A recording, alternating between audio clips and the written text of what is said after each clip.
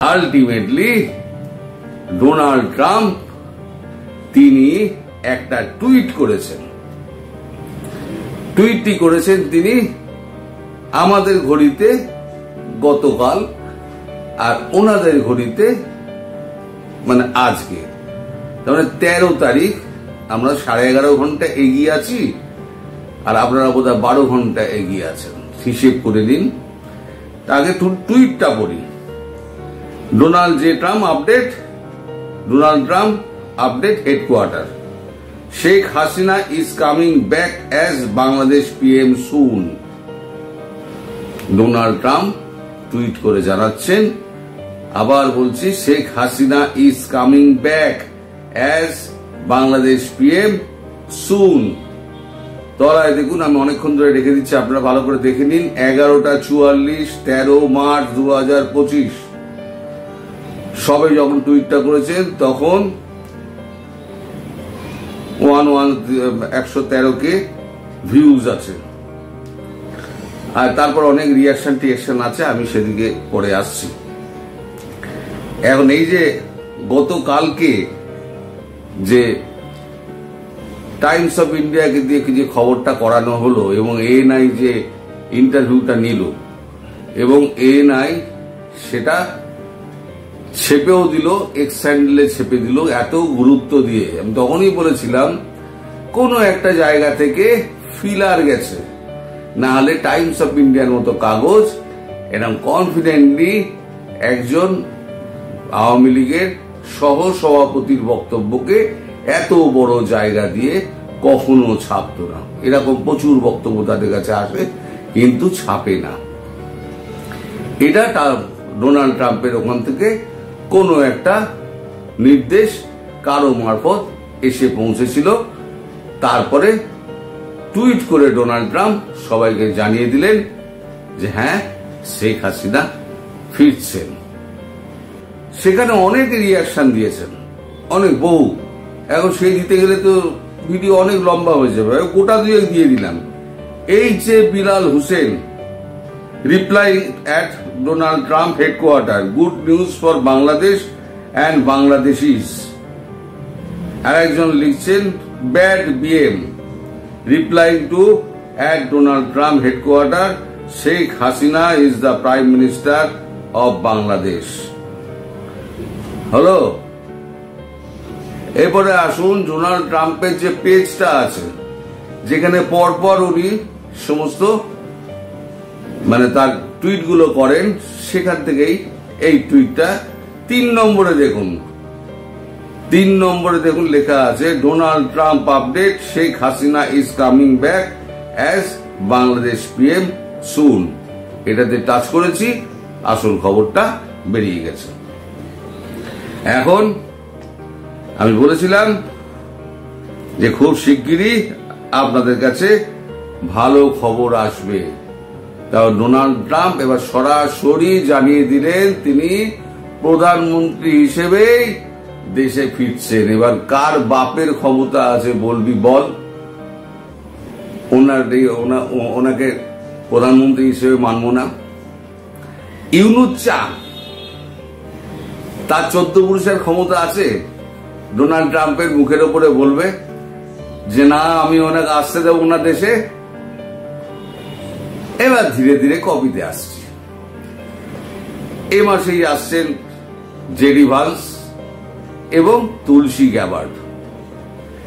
Donald ট্রাম্পের কাছে কিছু একটা বার্তা নিয়ে আসছেন, তারপরে সেই বার্তা নিয়ে তারা ফিরে যাবেন, গিয়ে এখানে সমস্ত আমাদের এজেন্টদের সঙ্গে, আমাদের যে এজেন্সিগুলোর, এজেন্ট নয়, এজেন্সিগুলোর সঙ্গে এবং এনএসএর সঙ্গে, প্রধানমন্ত্রীর সঙ্গে তাদের কথাবার্তা হবে, তথ্য আদান প্রদান হবে।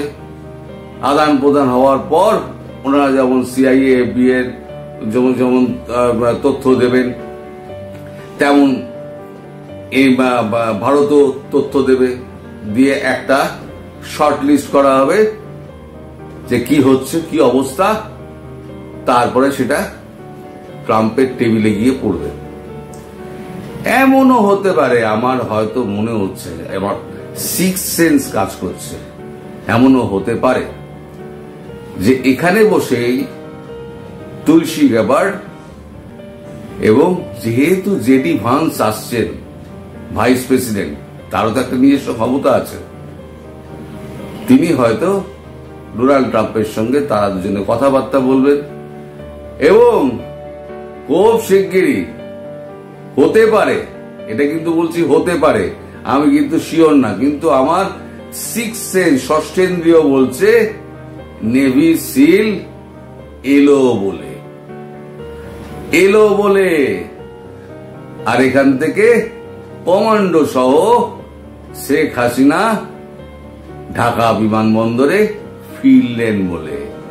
এটা কবে হবে, ডেট তারিখ এটা আমি আপনাদের বলতে পারবো না, কিন্তু হয়তো এটা হতে চলেছে। আর সেটা যদি হয় তাহলে হয়তো 26 তারিখের আগেই শেখ হাসিনা প্রধানমন্ত্রী হিসেবে তার চেয়ারে গিয়ে বসবেন। আর আমাদের ইউনূস শাহ, তাকে অনেক পরামর্শ দিয়েছিলাম যে পলায়তি সজীবতী, জীবন থাকতে পালান। এখন আর পালানোর জায়গাগুলো ক্রমশ ছোট হয়ে আসছে, তিনি আর পালাতে পারবেন না। এবার যে চায়না যাওয়ার ব্যাপার যেটা আছে না, চায়নাকে একটা মেসেজ কোনো জায়গা থেকে, নয় আমেরিকা থেকে, নয় ভারত থেকে, একটা মেসেজ চায়নার কাছে পৌঁছে দেওয়া হবে যে ইউনূসকে আপনারা কোন রকম ভাবে অ্যালাউ করবেন না, যদি করেন সেটা আমাদের স্বার্থের পরিপন্থী হবে। আর চায়নার কাছে যদি এইটা জিনপিং এর কাছে গিয়ে পৌঁছয়, তাহলে বর্তমান যা পরিস্থিতি, এই পরিস্থিতিতে বেজিং কখনো ইউনূসের মতো একটা মাছিকে তার দেশে ঢুকতে দেবে না। প্লেন ভাড়া করেছেন, প্লেন হয়তো আসবে, কারণ ভাড়া নিয়ে নিয়েছে, প্লেন হয়তো আসবে, হয়তো ফাঁকাও ফিরে যেতে পারে। আর যদি উনি যান তাহলে জানবেন যে পাখি ফুরুত হলো। এবার কোন ডালে গিয়ে বসবে, সেখান থেকে কোন খাঁচায় তাকে পোড়া হবে সেটা তো পরের ব্যাপার। যত হম্বিতম্বি এখন করছেন না, উনি আসলে ভয় পেয়েছেন। ভয় পেয়ে উনি দেখাচ্ছেন যে আমার কিছু হয়নি, আমি সমস্ত কিছু আমার ঠিকঠাক আছে, আমি স্বপদে বহাল আছি, এই সমস্ত উনি ফলস জিনিসপত্র খেলে বেড়াচ্ছেন। আসলে এগুলো হচ্ছে গিয়ে মুখোশ। উনি তো খুব ভালো মানুষ সাজতে পারেন এবং চূড়ান্ত মিথ্যেবাদী, একটা নোংরা ছোট লোক, জানোয়ার। কি ভাষায়, মানে বাংলা ভাষায় তো আর ভাষা নেই, আর যেগুলো আছে সেগুলো তো ভিডিওতে বলা যাবে না। সব বন্ধু বান্ধবের ক্ষেত্রে ওগুলো ব্যবহার করা হয়, আমি তো ভিডিওতে ব্যবহার করতে পারবো না। পারলে আমি করতাম, এই মানুষটার ক্ষেত্রে আমি করতাম।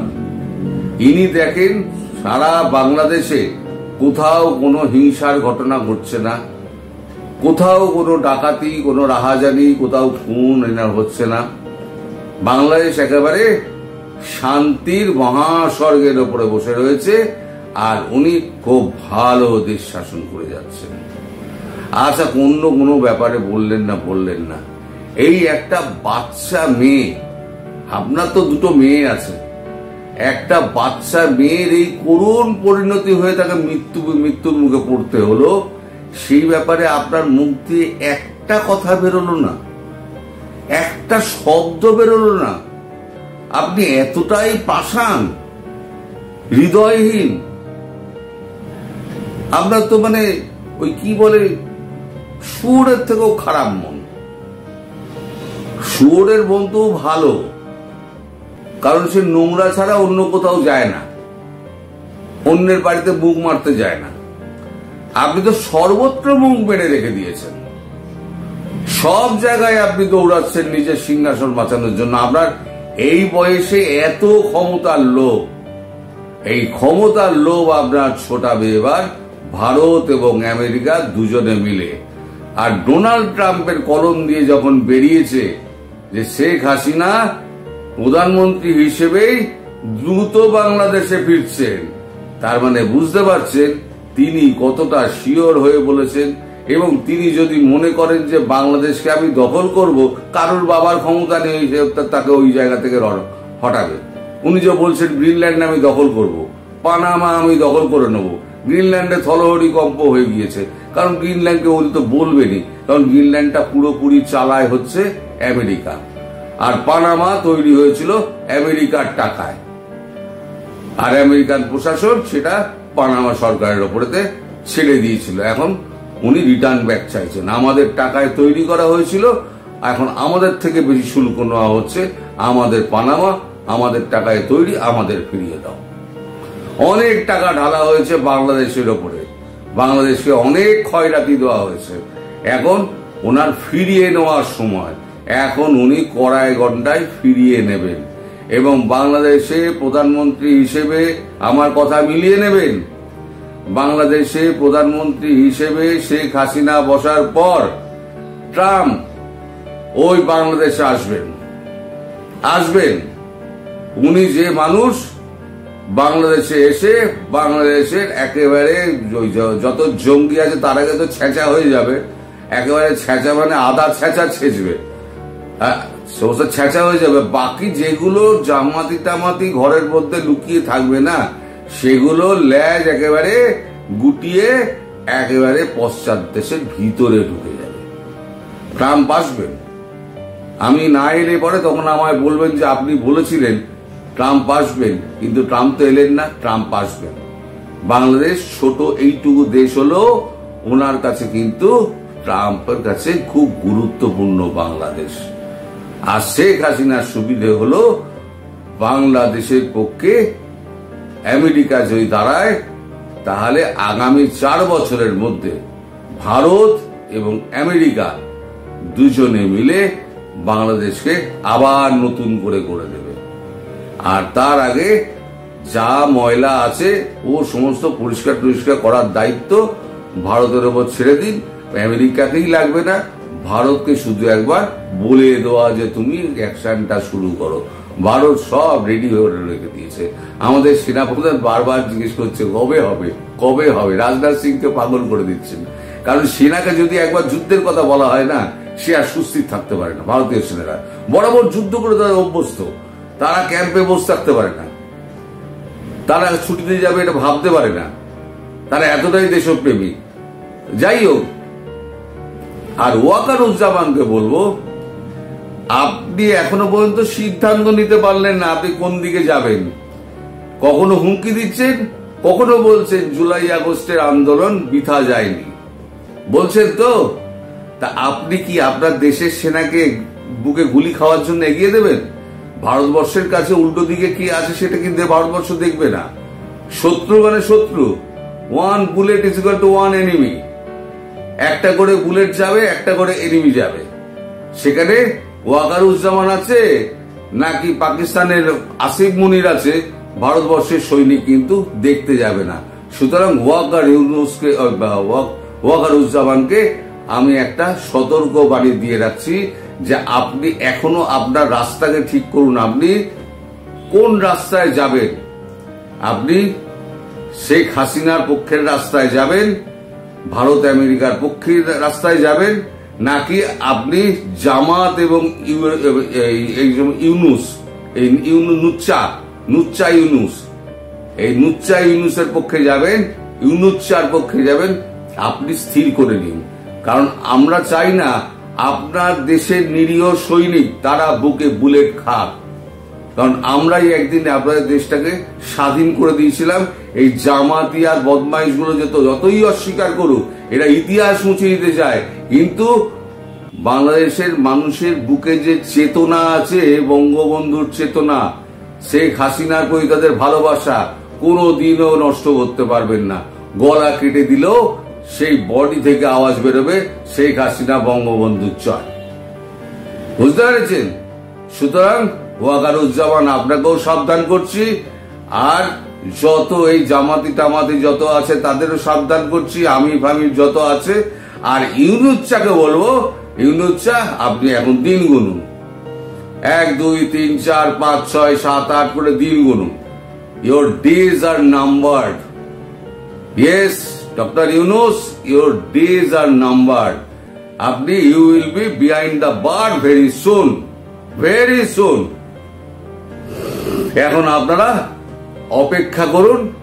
এই অপেক্ষার ফল, আপনারা অনেক কষ্ট করেছেন, অনেক সহ্য করেছেন। এই অপেক্ষার ফল এবার আসার সময় হয়ে গেছে। সম্ভবত মার্চেই হয়ে যাবে। আমার কথা বেঠিক হবে না। তো 26-এর আগে হবে নাকি 31-এর আগে হবে আমি এই মুহূর্তে বলতে পারছি না, কারণ ট্রাম্প বাবু ঢুকে গেছেন এর মধ্যে। ট্রাম্প বাবু যদি না ঢুকতেন, আজকে বলে দিই 16 মার্চ ইন্ডিয়া ঠিক করেছিল ইনভেট করবে। আজকে বলে দিলাম আমি আপনাদের, কিন্তু সেটা ডেফার হয়ে গেছে। আজকে আমি আপনাদের পরিষ্কার করছি, 16 মার্চ বাংলাদেশে ভারতীয় সৈন্য ঢুকবে বলে স্থির হয়ে গেছিল, সেটাকে ধামাচাপা দিয়ে রাখা হয়েছে। এবার বাকিটা বুঝে নিন কি কি হতে পারে। আমি আর ভিডিওকে লম্বা করে আপনাদের ধৈর্যচ্যুতি ঘটাবো না। সবাই ভালো থাকবেন, সুস্থ থাকবেন।